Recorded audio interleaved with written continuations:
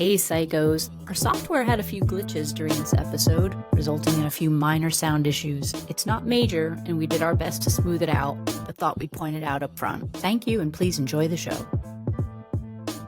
This podcast is intended for entertainment and informational purposes only, and is not a substitute for professional advice, diagnosis, or treatment. The opinions expressed on this podcast are those of the business psychos and does not reflect the viewpoints of their current or former employers or clients. Thank you.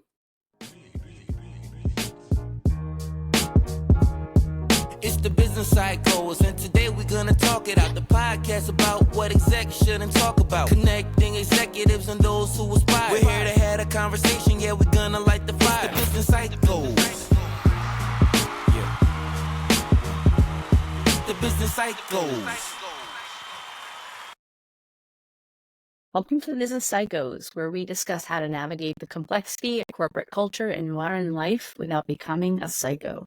I'm Mary. And I'm Katie. And we are the Business Psychos. I'm wearing my glasses today for the podcast. These are my smart girl glasses. I thought they were appropriate for today's topic. Now I feel like I have to go get a pair of glasses. We're talking about overachievement. This topic hits home for me, Katie. I am a recovering perfectionist and overachiever. Yeah, say a little bit more about that. Well, I'm in recovery. I'm taking it day by day, but doing better. This is going to be a big one.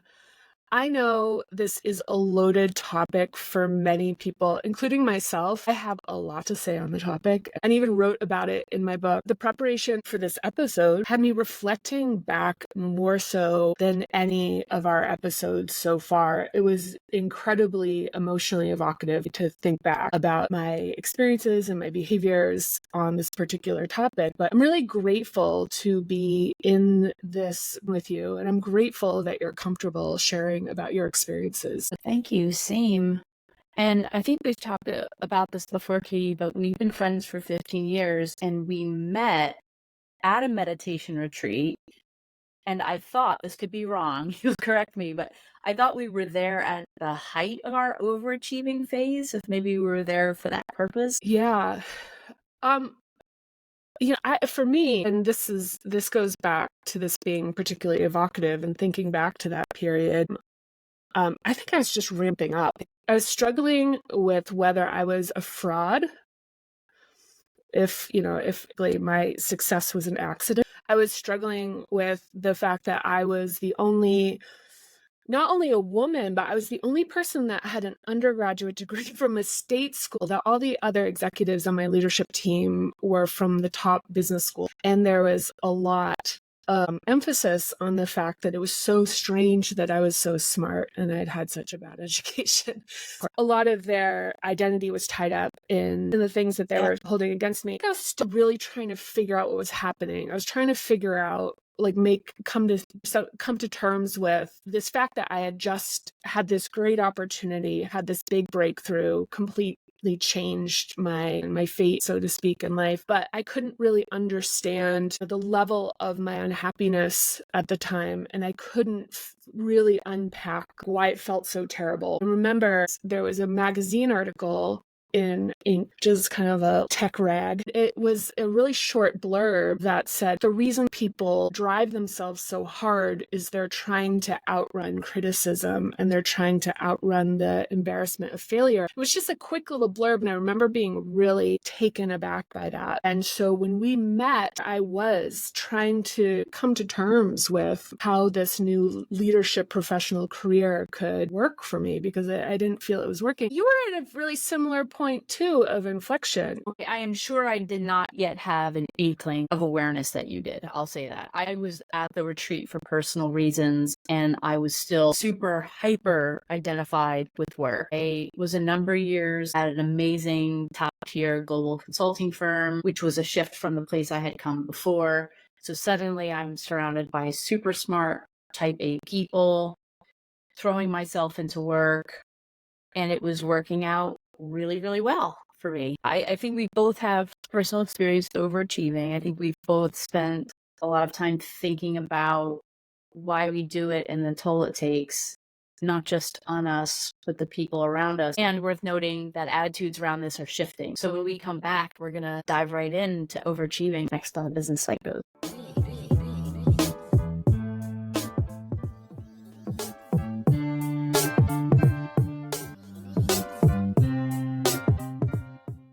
Okay, Katie, let's jump right in. The Do it. definition for overachieving: performing better or achieving more than is expected or standard.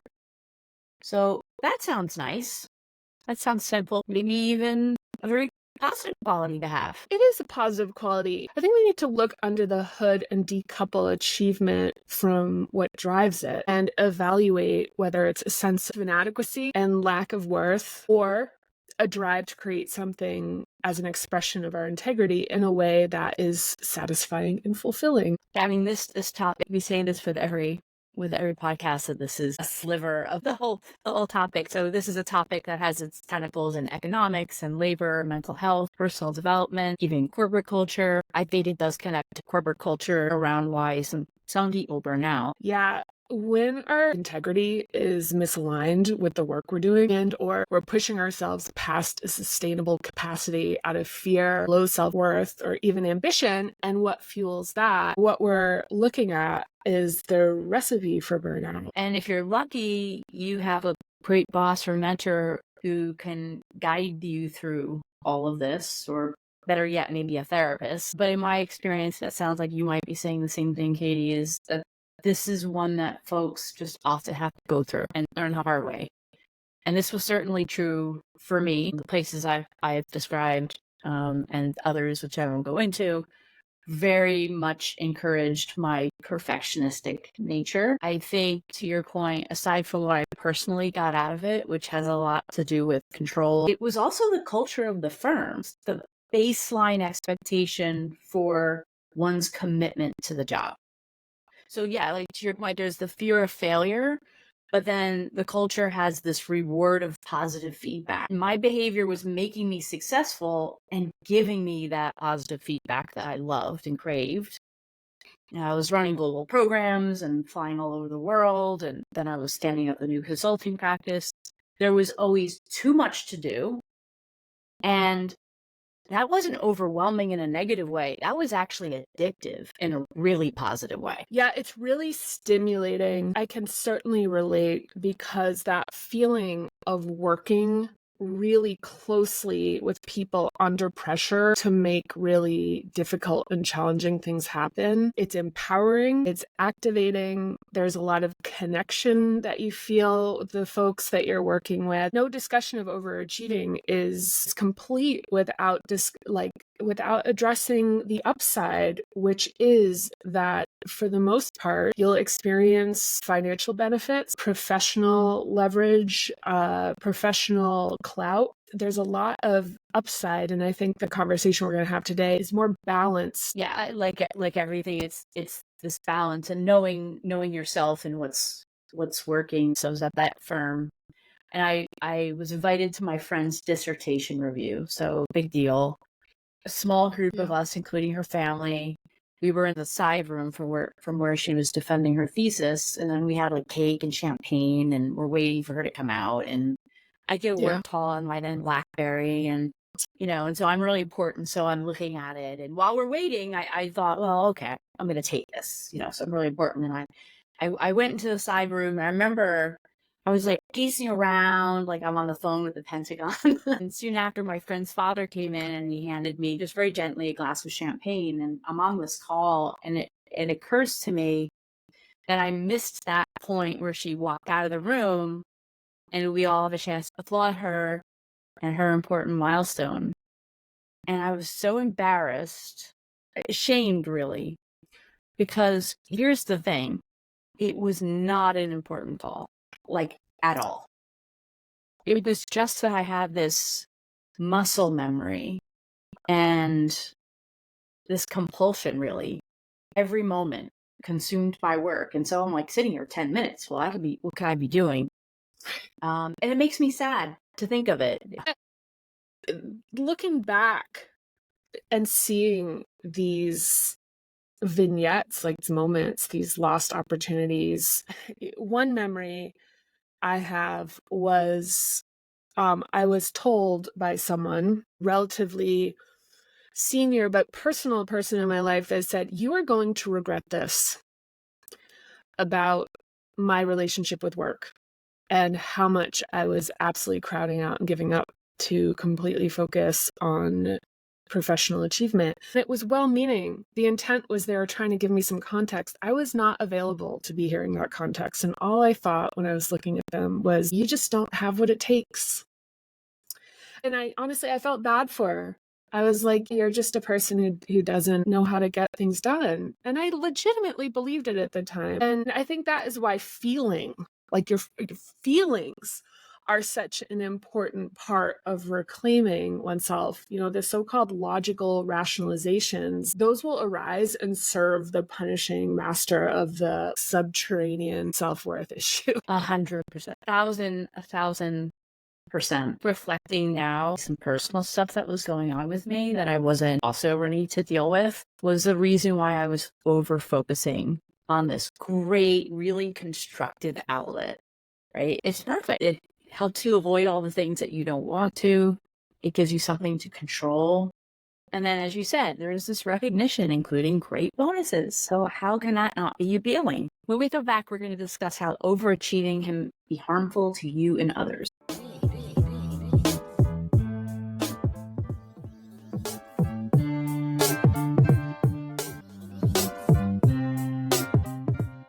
We are back talking about overachieving. It's something I write about in my book, The Paranormal Method. I'm going to put this up in the video and then share it on the on our socials. But here you have your overachievement cycle. And so, look, the thing with the overachievement cycle is the underlying behavior is actually risk avoidance and obedience. It's trying to fit in. And it doesn't feel like that when you're doing it. It feels like you're a swashbuckler out front, taking the biggest risks. But the reality is the work is ultimately to outrun failure, criticism, or negative outcomes. And so making mistakes is, the greatest fear, right? It's like double check the work 100 times. How much of the overachievement work is making sure you haven't made any errors? Or thinking ahead to making sure you don't make any mistakes to a point that is excessive. Inevitably, you make a mistake or there's a shortfall. It just will happen. No matter how good you are, there will be a mistake. And the mistake may happen because you've been working so hard and you're tired. Everybody reaches a point where their capacity starts to flatten out. And then what happens is imagined or real shame and humiliation powers the risk avoidance and obedience. So what that does is it blocks self-directed action and actual risk taking. And this is how you get really high achieving people harness their talent, harnessed by larger organizations, because not wanting to take the risk of actually going out on your own and potentially looking stupid or failing or whatever. In Paranormal Method, looking at how to internalize our self-worth and our source of validation coming from inside of us, that when we're internally validated, we lose that ultimate weakness of requiring other people to feed us in a way that keeps us working really hard for them and ultimately working against our better interests if we're not conscious enough around it. I write about this endurer character, someone who takes great satisfaction and validation from outlasting and outworking others. This adaptation tends to have physical and intellectual horsepower and naturally strong capability, but overspends in energy anyway, leaving itself exhausted and craving power from external validation. Being an overachiever is something both you and I are really relating to, using this capacity and our horsepower to build things that are aligned with our integrity and our authenticity, to do things that give us energy in the service of the things that matter to us. Everything you've described, how many successful business people are in that description. The endurer certainly resonated with me. At the same time, I could smell them out too, right? So everyone's been on that call where someone is bragging about being up late the night before. They'll go out of their way to make a point to say, oh, I'll get this over the weekend, which is this really subtle way of telegraphing their endurer status to the rest of the pack. And it's interesting because it doesn't even take into account the quality or the importance of what they're doing. It's like saying, I work more than you, which doesn't really reflect the value of what they're spending their time on. Yeah, I think there's people who are playing to appear that they're overachievers, and then there's the actual people who are driving to punishing lengths to actually deliver. Something that's excruciatingly difficult for people in the latter category is that the former, the people who are doing the optics, are usually rested and able to show up and be their best charming selves at all times. So politically, they present really well. And for the overachiever that is frazzled and at the end of their wits for the political and the social game can really come up short. I worked at a place once where a certain department was notorious for being the first ones in and the last ones out. I sat near enough to them that I figured out that they spent most of the day sending each other messages, looking at stuff online, completely not display. I do think that there's some of that out there, people overcompensating with appearing to work long hours, so people maybe don't start wondering what it is they actually do. But then, to your point, there are people who work a lot because they obsess about quality and like to take on and own or produce way more than is expected. Yeah, there's a pain tolerance here too, like almost an out-of-body experience. Working in this zone, you can achieve well beyond because you're turning off all the emergency signals the body and mind send us. I remember reading an article in Harvard Business Review that pointed to the fact that it's not willpower that helps you be high achieving. Actually, the fact is the willpower is unnecessary because you can't feel the desire anymore. All you can feel is the drive. And I remember being at points where I couldn't really access what it would feel like to be happy or to feel joy. And I remember looking through social media feeds and seeing people having personal lives and being happy and going on vacations and feeling resentment. There was envy there. And then what I wound up is spending a year doing all those things, herding sheep in Scotland and surfing in Africa and riding my bike through Croatia and going to yoga school in India, Annapurna Circuit in Nepal, having to like pull back the feeling of enjoying things. This out of body aspect of what overachievement does is you become so absolutely hyper fixated on the thrill of the chase that it becomes hard to be somebody that can sit down and enjoy the meal that you've hunted. We see that a lot, right? People huddled over laptops for several hours straight. You're not even taking a break. But it's a powerful dissociative state that you end up spending a lot of time in.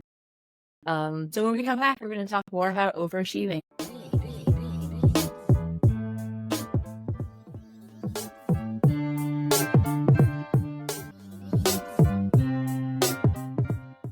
We are back talking about overachieving. And something I want to call out is that breaking out of this pattern of behavior requires looking at your relationship to your job. To work through this, you may need to change your lifestyle. Yeah, it's a super important point. Something happens with the over-identifying with your career persona for a long time. For some people, it may have something to do with reenacting things from childhood with your company. So it's like, oh, if I'm the best, then I'll be loved and valued. If I'm perfect and indispensable, take care of me, which means I'll be safe.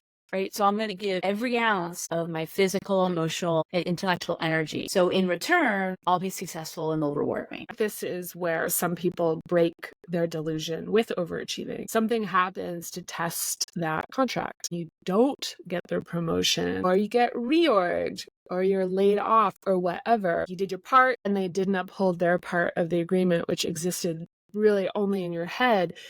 We have an episode, the one that we just released on growth mindset, where we talk about the US having at-will workforce for most states. And in that episode, we talked about no more jobs for life and how technology is causing hyper consolidation, which is resulting and will continue to result in loss of jobs. Waking up to the delusion is important for employees to protect themselves, to be honest about the relationship you have with your employer and the one you have to yourself. And yes, you need to be marketable, but not at the expense of your integrity. Yes, and integrity, of course, includes your mental health, which is another show we did in episode 2. If you are overachieving, it may relate to emotional stuff from childhood you haven't completely resolved. In my mind, overachieving at work to try to get some of these emotional needs met is so dangerous. Never give yourself away like this to anyone, but especially not your job. There is going to be situations where no matter how amazing you are not going to get the reaction you want and deserve, and it's going to upset you. It may feel like betrayal. It may feel like you're feeling helpless and hurt. You may feel physically unwell, and you may even feel angry. I think when I experienced this in my career, it felt like heartbreak. And so changing this mindset doesn't happen overnight. Ideally, you'd only need one or two experiences to start to understand what is happening, but sometimes it takes longer. Indeed, yeah. Or sometimes there can be a personal situation which is so catastrophic, like a death or illness in your personal life, something you or someone close to you goes through, which causes you to reframe the value of your life, which makes you reevaluate how you want to treat yourself and how you want to spend the time you have left in life. Right. Yes. I was working at Tiffany and Company when 9/11 happened. I was in the corporate office in New Jersey. And like everybody else, we were sent home on the 11th, and I think we were closed on the 12th. Everything in the country was shut down, including mail service. And when I got back to work a few days later, my boss, who was a lovely person and a good boss, really, was trying to get us all focused again. And I can look back at it now and know that she was doing all the right things. The structure and consistency was absolutely what we all needed to regain a sense of normalcy. But I remember we had a little scrap because something didn't happen. It had to do with the mail service being down, and my boss was upset about it. And I remember being hit with an existential malaise of being like, what the hell does it matter? Like, what are we doing here? Like Lower Manhattan was on fire. Who's thinking of buying Tiffany merchandise at a time like this? Now, of course, this is grief about the trauma that we'd all collectively experienced, but it was also some early awareness, which wasn't yet ready to bloom. It's a really powerful story. The last way people might break out of the overachieving fantasy is to discover something that matters more personally and has greater meaning for you. So instead of running away from a corporate job where you give yourself away and don't get what you need in return, you begin to invest your time and energy in something that you enjoy and find rewarding, possibly for reasons other than income. Like a podcast, Katie? And books.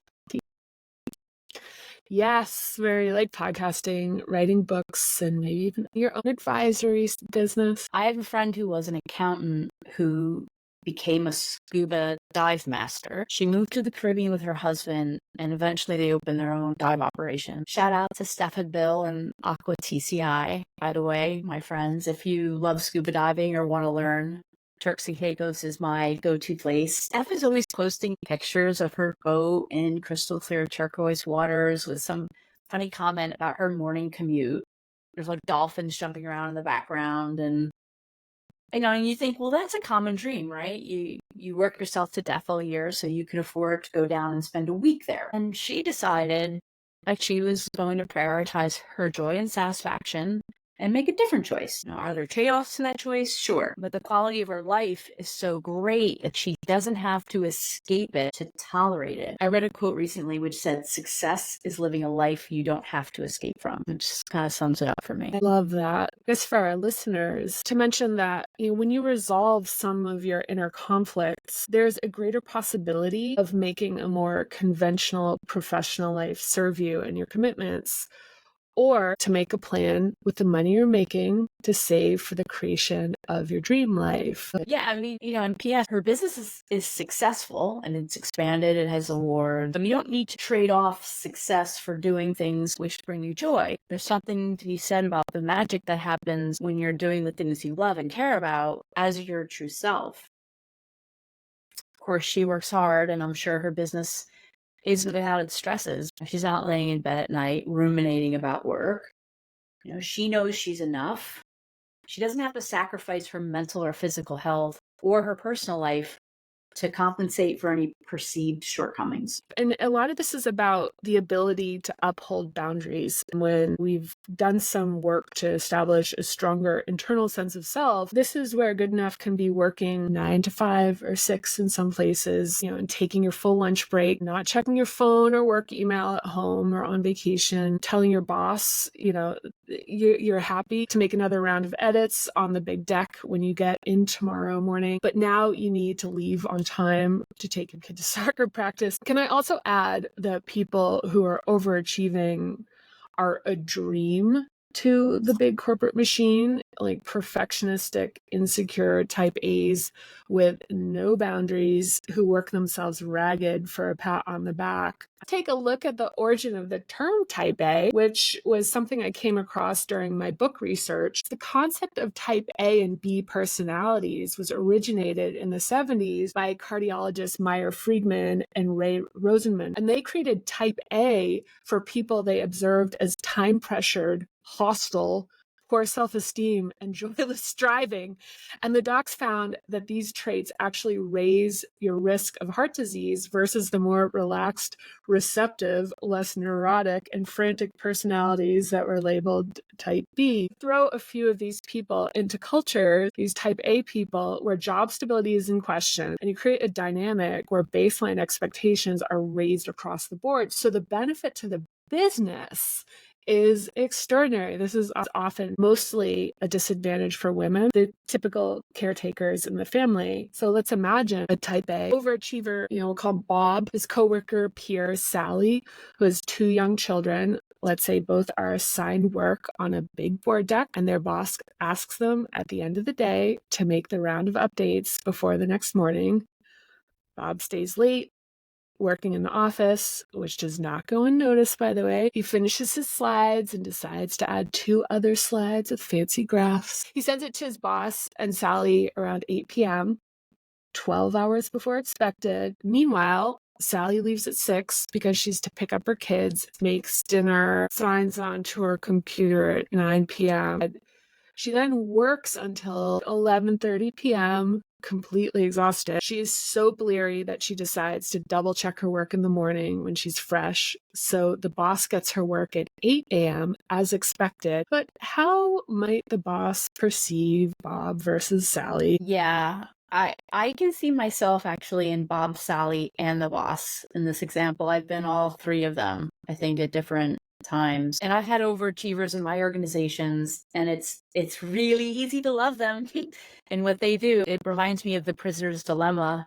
Can 2 rational people coordinate for mutual benefit or betray the other for individual reward? And your example, Katie, brings up another important aspect to this, and it's something we touched on in episode 2 on mental health. And it's for our managers and our audience. Be careful that you're not enabling employee behavior that might not be in their best interest.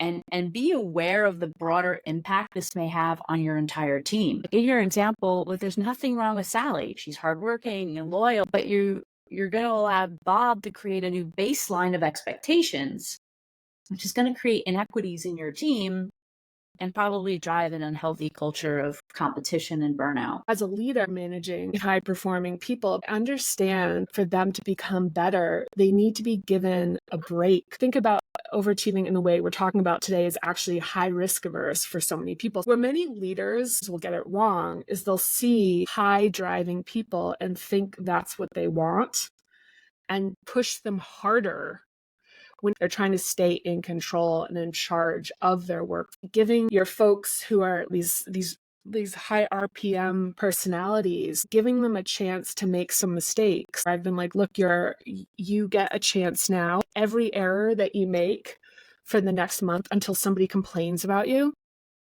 is on me.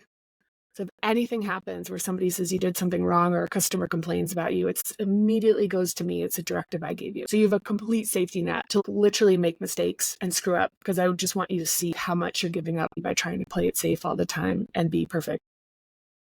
So when we come back, we're going to wrap up our chat on overachieving.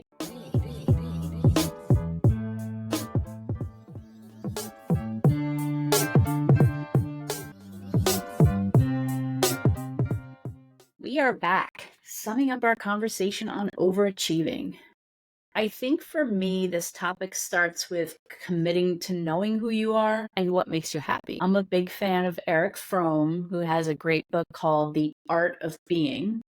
In it, he reminds us that we are human beings, not human doings. And I think our always-on culture encourages and rewards constant activity and busyness, which is actually counter to who we all are at our core, which is conscious beings. Yes, and the reminder that there is a game you are participating in, and you need to understand it and your role in it. If you don't develop the awareness of your own personal motivations and unresolved issues, you can start to lose yourself in your job and your career. You can overly identify in a way that can be harmful to you and set yourself up for real disappointment, burnout, or worse. And I tell you what, I am so grateful to my past overachieving days, because without them, I would not have had the opportunities to spend the time writing a book and traveling the world and living out all of my dreams. They created a lot of opportunity for me. My heart goes out to the folks who are struggling with where they are with this. I guess I would say, please know that you're not alone and that there's nothing wrong or bad about you. I send you all love and hope that the show is hopeful and encouraging you to take good care of yourself.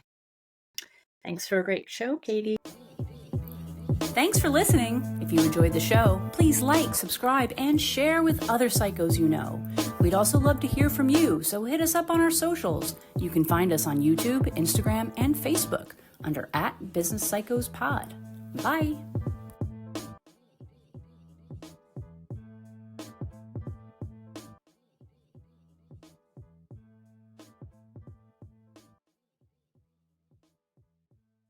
It really is the perfect drug. I'm listening to talk. You're It's- gonna love one that actually Yeah. pays I pays mean, you money to do it. Could you Enjoy. imagine getting a bonus for doing? Yeah, seriously. And also, and also be considered to be highly functional. Look at how well she's doing. Yeah. Oh my god. The business cycles.